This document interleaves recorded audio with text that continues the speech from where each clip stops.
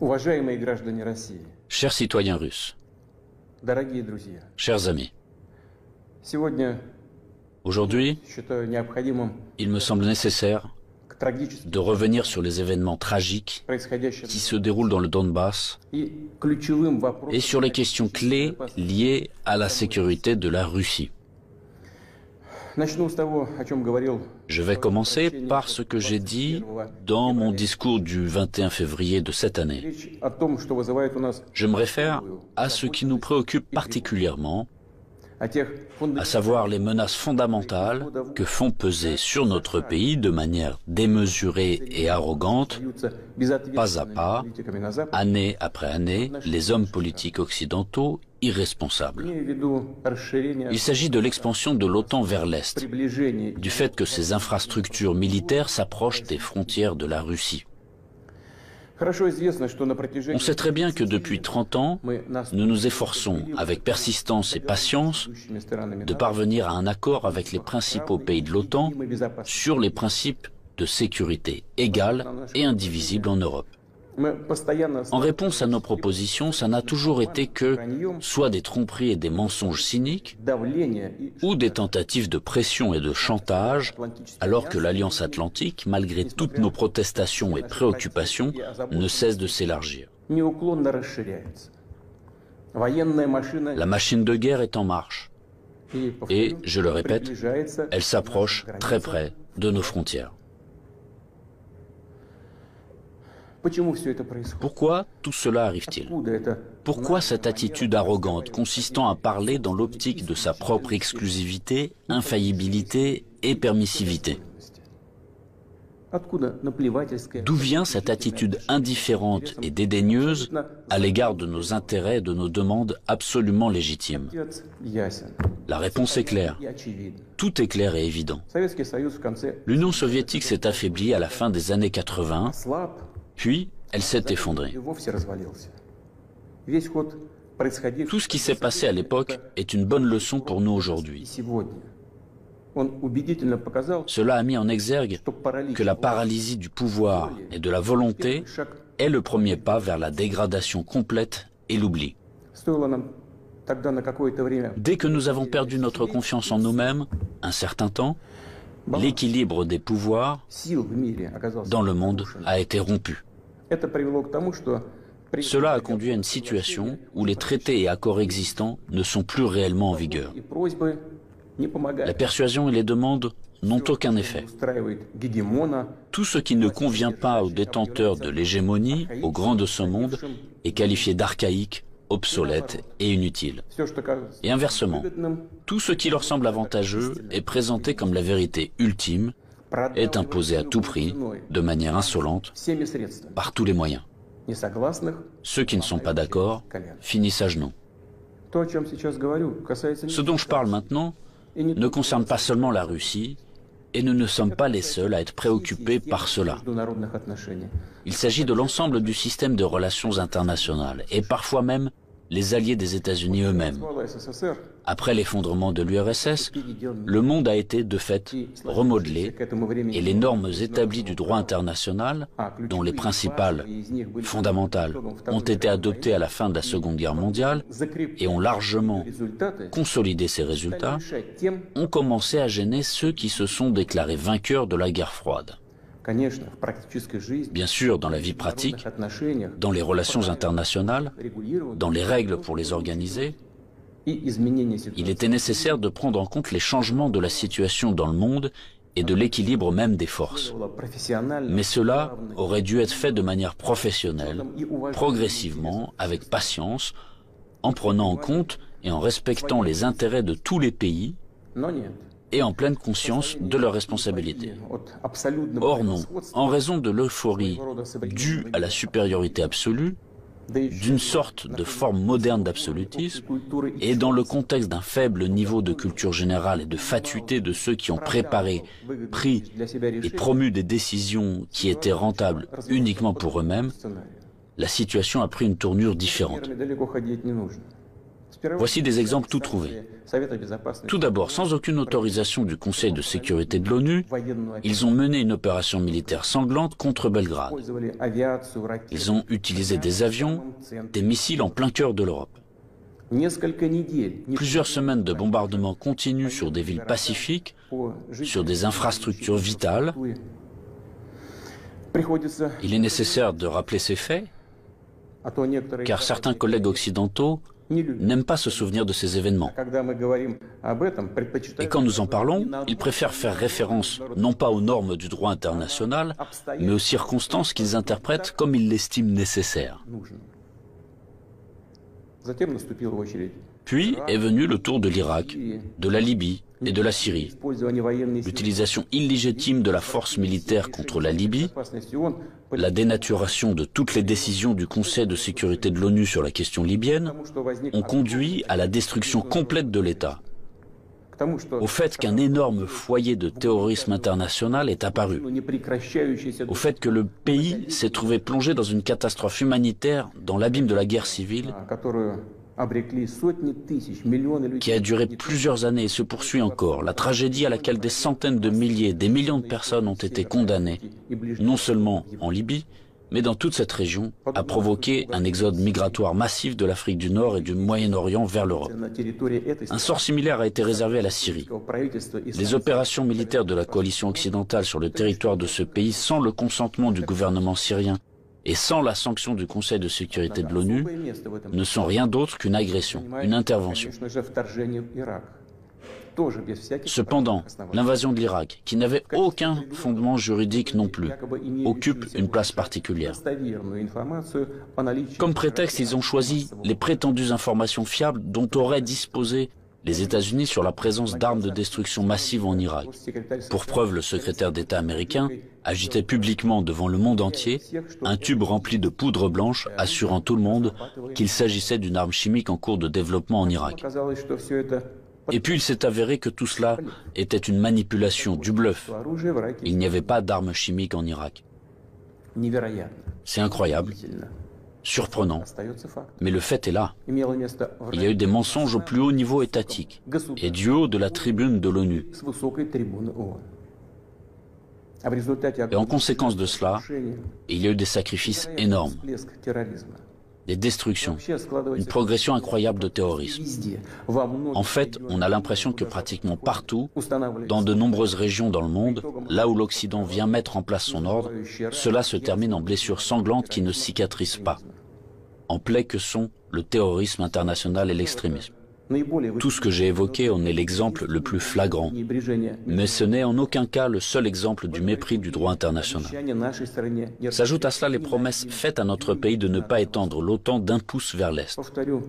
Je le répète, ils ont menti, ou en termes populaires, ils nous ont tout simplement arnaqués.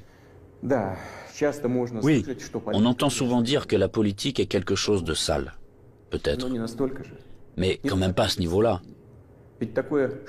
Après tout, un tel comportement de tricheur contredit non seulement les principes des relations internationales, mais surtout les normes de moralité et d'éthique généralement reconnues. Où sont la justice et la vérité ici? Ce ne sont que des mensonges et de l'hypocrisie. Par ailleurs, des hommes politiques, des politologues et des journalistes américains eux-mêmes écrivent et parlent du fait qu'un véritable empire du mensonge a été créé aux États-Unis ces dernières années. Difficile de ne pas être d'accord avec ça, c'est ainsi. Mais il ne faut pas jouer les modestes. Les États-Unis restent un grand pays, une puissance avec un rôle moteur. Tous leurs satellites non seulement leur donnent raison, avec résignation et humilité, ils se joignent à leur rhétorique pour n'importe quelle raison, mais ils copient également leur comportement. Ils acceptent avec enthousiasme les règles proposées.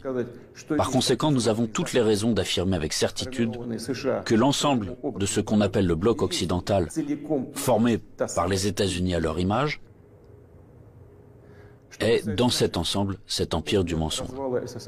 Quant à notre pays, après l'effondrement de l'URSS, malgré toute l'ouverture sans précédent de la nouvelle Russie moderne, la volonté de coopérer honnêtement avec les États-Unis et d'autres partenaires occidentaux, et dans les conditions d'un désarmement quasi unilatéral, Ils ont immédiatement essayé d'aller jusqu'au bout, de nous achever, de nous détruire complètement. C'est exactement ce qui s'est passé dans les années 90, au début des années 2000, lorsque l'Occident, dit collectif, a soutenu très activement le séparatisme et les gangs de mercenaires dans le sud de la Russie. Quels sacrifices, quelles pertes tout cela nous a-t-il alors causé? Quelles épreuves avons-nous dû traverser avant de briser définitivement le terrorisme international dans le Caucase? Nous nous en souvenons et nous ne l'oublierons jamais.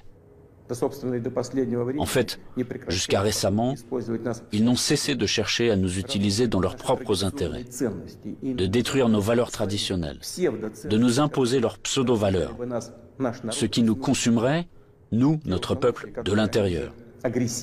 Ces attitudes qu'ils imposent déjà agressivement dans leur pays et qui conduisent directement à la dégradation et à la dégénérescence, car ils contredisent la nature humaine. Cela n'arrivera pas et personne n'y est jamais arrivé. Cela ne fonctionnera pas non plus maintenant. Malgré tout, en décembre 2021, nous avons une nouvelle fois tenté de nous mettre d'accord avec les États-Unis et leurs alliés sur les principes pour assurer la sécurité en Europe et le non-élargissement de l'OTAN. Tout cela en vain. La position américaine ne change pas. Ils ne considèrent pas comme nécessaire de négocier avec la Russie sur cette question clé pour nous. Ils poursuivent leurs propres objectifs et négligent nos intérêts. Et bien sûr, dans cette situation, nous nous demandons, que faire ensuite? À quoi s'attendre? L'histoire nous apprend qu'en 1940 et au début de 1941, l'Union soviétique a tenté d'empêcher, ou du moins de retarder, la guerre par tous les moyens.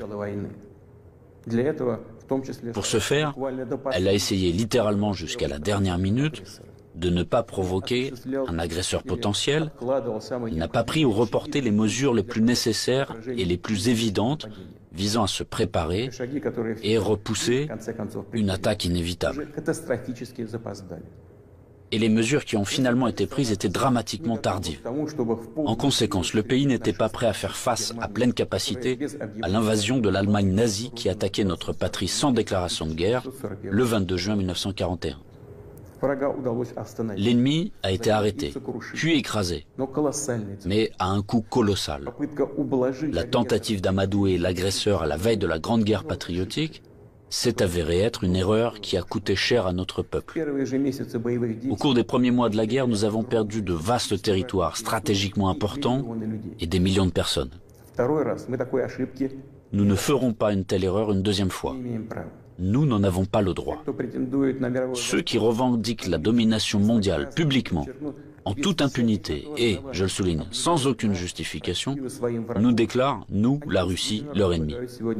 En effet, ils disposent aujourd'hui de grandes capacités financières, scientifiques, technologiques et militaires.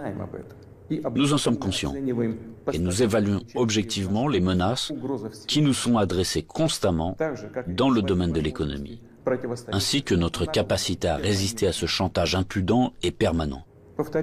Je le répète, nous les évaluons sans illusion, de manière très réaliste. En ce qui concerne le domaine militaire, la Russie moderne, même après l'effondrement de l'URSS et la perte d'une grande partie de son potentiel, est aujourd'hui l'une des puissances nucléaires les plus fortes du monde, et elle dispose en outre d'avantages en ce qui concerne un certain nombre d'armes de pointe. Il ne devrait donc faire aucun doute qu'une attaque directe contre notre pays entraînerait une défaite et des conséquences désastreuses pour tout agresseur potentiel. Cependant, les technologies, y compris en matière de défense, évoluent rapidement. Le leadership dans ce domaine a changé et changera encore demain, tandis que la conquête militaire des territoires adjacents à nos frontières, si nous laissons cela se produire, se poursuivra pendant des décennies, ou peut-être pour toujours. Et cela constituera une menace toujours plus grande et totalement inacceptable pour la Russie. Aujourd'hui même, alors que l'OTAN s'étend vers l'Est, la situation pour notre pays se dégrade et devient chaque année plus dangereuse. En outre, ces derniers jours, les dirigeants de l'OTAN ont explicitement évoqué la nécessité d'accélérer de forcer l'avancée des infrastructures de l'Alliance vers les frontières de la Russie. En d'autres termes, ils renforcent leur position. Nous ne pouvons plus nous contenter de regarder ce qui se passe. Ce serait complètement irresponsable de notre part. La poursuite de l'expansion de l'infrastructure de l'Alliance Atlantique, la conquête militaire des territoires de l'Ukraine qui a commencé, tout cela est inacceptable pour nous. Le problème, bien sûr, ce n'est pas la structure de l'OTAN elle-même. Elle n'est qu'un instrument de la politique étrangère des États-Unis. Le problème est que sur les territoires qui nous sont adjacents, je vous le fais remarquer, sur nos propres territoires historiques, une anti-Russie est en train d'être créée, qui a été placée sous un contrôle extérieur total, qui est colonisée de manière active par les forces armées des pays de l'OTAN, et où il y a un afflux d'armes les plus modernes. Pour les États-Unis et leurs alliés, il s'agit de ce qui est qualifié de politique de dissuasion de la Russie, de dividendes géopolitiques évidents. Et pour notre pays, c'est finalement une question de vie ou de mort. La question de notre avenir historique en tant que peuple. Ce n'est pas une exagération, c'est la vérité. C'est une menace réelle, non seulement pour nos intérêts, mais pour l'existence même de notre État, pour sa souveraineté. C'est cette même ligne rouge dont on a parlé à plusieurs reprises. Ils l'ont franchie. Par conséquent, il faut parler de la situation dans le Donbass. Nous voyons que les forces qui ont effectué un coup d'État en Ukraine en 2014 ont pris le pouvoir et le conservent, de fait, à l'aide de procédures électorales décoratives et ont finalement renoncé à un règlement pacifique du conflit. Pendant 8 années infiniment longues, nous avons fait tout notre possible pour que la situation soit résolue par des moyens pacifiques et politiques. Tout cela en vain. Comme je l'ai dit dans mon précédent discours, on ne peut pas regarder sans compassion ce qui se passe là-bas. Il n'était tout simplement plus possible de supporter tout cela. Il était nécessaire de mettre fin immédiatement à ce cauchemar, au génocide des millions de personnes qui y vivent, dont le seul espoir est la Russie, dont le seul espoir est en nous. Ce sont ces aspirations, ces sentiments, la douleur des gens qui ont été pour nous le principal motif pour décider de reconnaître les républiques populaires du Donbass. Voilà ce qui me paraît important de souligner davantage. Les principaux pays de l'OTAN, pour parvenir à leurs propres objectifs, soutiennent en Ukraine les nationalistes extrêmes et les néo-nazis, qui à leur tour ne pardonneront jamais aux Criméens, aux habitants de Sébastopol, leur libre choix, à savoir la réunification avec la Russie. Bien sûr, ils iront en Crimée, tout comme dans le Donbass, portant la guerre, afin de tuer, tout comme les punisseurs des gangs de nationalistes ukrainiens, complices d'Hitler pendant la Grande Guerre patriotique, qui massacraient des personnes sans défense. Et ils déclarent aussi ouvertement revendiquer un certain nombre d'autres territoires russes. Tout le cours des événements et l'analyse des informations reçues montrent que l'affrontement de la Russie avec ses forces est inévitable. Ce n'est qu'une question de temps. Ils se préparent, ils attendent le moment favorable. Maintenant, ils revendiquent également la possession d'armes nucléaires. Nous ne laisserons pas faire ça. Comme je l'ai déjà mentionné auparavant, après l'effondrement de l'URSS, la Russie a accepté de nouvelles réalités géopolitiques. Nous respectons et nous traiterons avec respect tous les pays nouvellement formés dans l'espace post-soviétique. Nous respectons et respecterons leur souveraineté, comme en témoigne l'aide que nous avons apportée au Kazakhstan, qui a fait face à des événements tragiques et à un défi lancé à son statut d'État et à son intégrité. Mais la Russie ne peut pas se sentir en sécurité, se développer, exister avec une menace constante venant du territoire de l'Ukraine contemporaine. Je rappelle que dans les années 2000-2005, nous avons riposté militairement aux terroristes du Caucase, défendu l'intégrité de notre État, préservé la Russie. En 2014, nous avons soutenu les Criméens et les résidents de Sébastopol. En 2015, nous avons utilisé les forces armées pour mettre un obstacle sûr à l'infiltration de terroristes de Syrie en Russie. Nous n'avions pas d'autre moyen de nous protéger. La même chose se produit à l'heure actuelle. On ne nous a tout simplement pas laissé d'autres possibilités de protéger la Russie, notre peuple, à l'exception de celles que nous devrons utiliser aujourd'hui. Les circonstances exigent que nous prenions des mesures décisives et immédiates. Les républiques populaires du Donbass ont demandé de l'aide à la Russie. À cet égard, conformément à l'article 51, partie 7 de la Charte des Nations Unies, conformément à l'autorisation votée par le Sénat de la Fédération de Russie et en application des traités d'amitié et d'assistance mutuelle avec la République populaire de Donetsk et la République populaire de Lugansk, ratifiés par l'Assemblée fédérale le 22 février dernier, j'ai décidé de mener une opération militaire spéciale. Son objectif est de protéger les personnes qui souffrent des abus et du génocide de la part du régime de Kiev depuis 8 ans. À cette fin, nous nous efforcerons de démilitariser et de dénazifier l'Ukraine et de poursuivre en justice ceux qui ont commis des crimes nombreux et sanglants contre des civils, y compris des citoyens de la Fédération de Russie.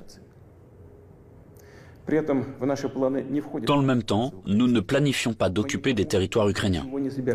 Nous n'avons pas l'intention d'imposer quoi que ce soit à qui que ce soit par la force. Cependant, nous entendons de plus en plus souvent dire en Occident que les documents signés par le régime totalitaire soviétique qui instaurèrent les résultats de la Seconde Guerre mondiale ne devraient plus être appliqués. Eh bien, quelle est la réponse à cette question? Les résultats de la Seconde Guerre mondiale sont sacrés, tout comme les sacrifices de notre peuple sur l'autel de la victoire sur le nazisme. Et cela ne contredit pas les hautes valeurs des droits de l'homme et des libertés fondées sur les réalités de toutes les décennies d'après-guerre. Cela n'annule pas non plus le droit des peuples à l'autodétermination stipulé par l'article 1er de la Charte des Nations Unies. Je tiens à vous rappeler que ni lors de la création de l'URSS, ni après la Seconde Guerre mondiale, personne n'a jamais demandé aux habitants de certains territoires faisant partie de l'Ukraine d'alors comment ils voulaient eux-mêmes organiser leur vie. Notre politique est fondée sur la liberté de choix permettant à chacun de déterminer en toute indépendance son propre avenir et celui de ses enfants. Et nous considérons qu'il est important que ce droit, le droit de faire son choix, puisse être exercé par tous les peuples vivant sur le territoire de l'Ukraine contemporaine, par tous ceux qui le souhaitent. À cet égard, je m'adresse également aux citoyens ukrainiens. En 2014, la Russie a été obligée de protéger les habitants de Crimée et de Sébastopol de ceux que vous traitez vous-même de nazis. Les habitants de Crimée et de Sébastopol ont choisi de rejoindre leur patrie historique, la Russie, et nous l'avons soutenu. Je le répète, il était tout simplement impossible de faire autrement. Les événements d'aujourd'hui ne sont pas liés à la volonté de porter atteinte aux intérêts de l'Ukraine et du peuple ukrainien. Ils sont liés à la nécessité de protéger la Russie elle-même contre ceux qui ont pris l'Ukraine en otage et tentent de l'utiliser contre notre pays et son peuple. Je le répète, nos actions relèvent de l'autodéfense, contre les menaces qui pèsent sur nous et contre un désastre encore plus grave que celui d'aujourd'hui. Aussi difficile que cela puisse être, je vous demande de le comprendre et je vous appelle à la coopération pour tourner au plus vite cette page tragique et avancer ensemble, pour ne permettre à personne de s'immiscer dans nos affaires, dans nos relations, mais les développer de manière indépendante, afin que cela réunisse les conditions nécessaires à la résolution de tous les problèmes et, malgré l'existence de frontières entre les États, nous renforcerait de l'intérieur comme si nous ne formions qu'un. Je crois en cela. Je crois que tel est notre avenir. Je dois également m'adresser aux militaires des forces armées ukrainiennes. Chers camarades, ce n'est pas pour que les néo-nazis d'aujourd'hui prennent le pouvoir en Ukraine que vos pères, vos grands-pères, vos arrière-grands-pères se sont battus contre les nazis en défendant notre patrie commune. Vous avez prêté serment d'allégeance au peuple ukrainien et non à la junte hostile au peuple qui pille l'Ukraine et persécute ce même peuple. Ne suivez pas ces ordres criminels.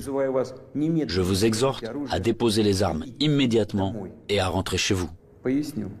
Je tiens à le préciser, tous les militaires de l'armée ukrainienne qui obéissent à cette exigence pourront librement quitter la zone des hostilités et retourner auprès de leur famille. Une fois de plus, j'insiste fortement. Toute responsabilité pour une éventuelle effusion de sang reposera entièrement sur la conscience du régime au pouvoir sur le territoire de l'Ukraine. Maintenant, quelques mots importants, très importants, pour ceux qui seraient tentés de s'ingérer dans les événements en cours. Quiconque essaiera d'interférer contre nous, et plus encore de créer des menaces pour notre pays, pour notre peuple, doit savoir que la réponse de la Russie sera immédiate et mènera à des conséquences auxquelles vous n'avez jamais fait face dans votre histoire. Nous sommes prêts à n'importe quelle évolution de la situation. Toutes les décisions nécessaires à cet égard ont été prises. J'espère être entendu. Chers citoyens russes, le bien-être, l'existence même d'États et de peuples entiers, leur succès, leur viabilité, trouvent toujours leur origine dans le puissant système des racines englobant leur culture et leurs valeurs. L'expérience et les traditions de leurs ancêtres, et bien sûr, dépendent directement de la capacité à s'adapter rapidement à une vie en constante évolution, de la cohésion de la société, de sa volonté de se consolider, de rassembler toutes les forces pour aller de l'avant. Les forces sont toujours nécessaires, toujours. Mais la force peut être de qualités diverses. La politique de l'empire du mensonge que j'ai évoquée au début de mon intervention repose avant tout sur la force brutale et directe. Dans de telles situations, nous disons, quand il y a de la force, pas besoin d'avoir quelque chose dans la tête. Or, nous savons que la vraie force réside dans la justice et la vérité, qui sont de notre côté. Et s'il en est ainsi, alors il est difficile de ne pas être d'accord avec le fait que c'est la force et la volonté de se battre qui sont les fondements de l'indépendance et de la souveraineté, les fondations nécessaires et uniquement sur lesquelles on peut construire son avenir de manière fiable, construire sa maison, fonder sa famille, sa patrie. Chers compatriotes, je suis convaincu que les soldats et les officiers des forces armées russes fidèles à leur pays accompliront leur devoir avec professionnalisme et courage. Je ne doute pas que tous les niveaux du pouvoir et les spécialistes responsables de la stabilité de notre économie, du système financier et du domaine social, ainsi que les dirigeants de nos entreprises et tous les milieux d'affaires russes travailleront d'une manière harmonieuse et efficace. Je compte sur une position consolidée patriotique de tous les partis représentés au Parlement et des forces publiques. Après tout, comme cela a toujours été dans l'histoire, le destin de la Russie se trouve entre les mains fiables de notre peuple multinational. Cela signifie que les décisions adoptées seront exécutées, que nos objectifs seront atteints et que la sécurité de notre patrie sera garantie d'une manière sûre. Je crois en votre soutien et en la force invincible que nous donne l'amour de la patrie.